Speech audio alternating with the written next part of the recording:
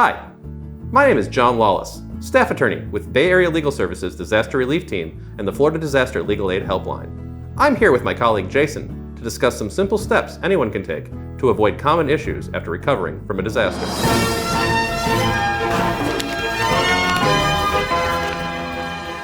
As of March 22, 2024, there have been some major updates to FEMA's Individual Assistance Program. For any federally declared disasters after that date, these new rules will be in effect for disaster survivors.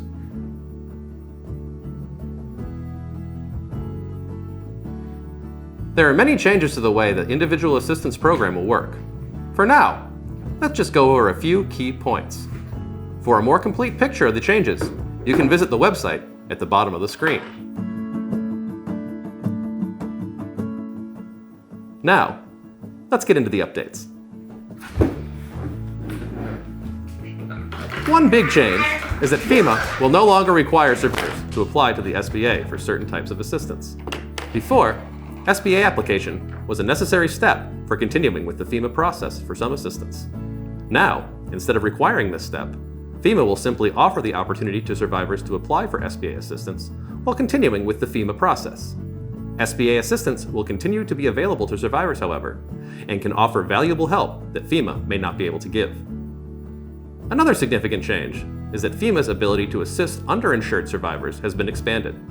Before, if a survivor had enough insurance to cover the maximum amount FEMA would provide, FEMA would not be able to provide any assistance. Now, even if a survivor has that much insurance, but not enough to cover all amounts needed to make their property safe and sanitary, FEMA may be able to offer assistance to help cover the gap. FEMA has also simplified its application and appeal processes. Some questions which were confusing to survivors have been changed or even removed. Additionally, FEMA has reduced the burden on survivors in providing additional information and appealing decisions.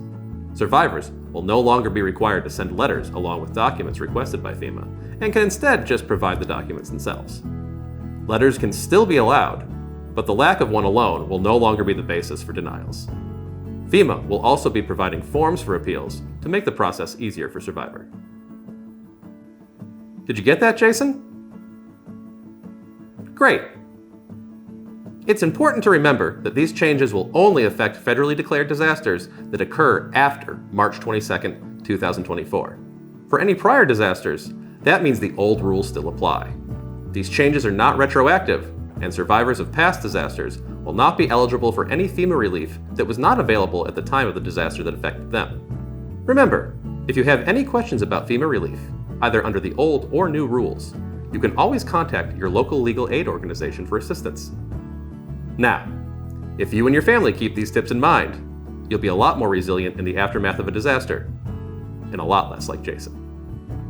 We appreciate you taking the time to listen. For more information on what to do in the wake of a disaster, please visit the following resources.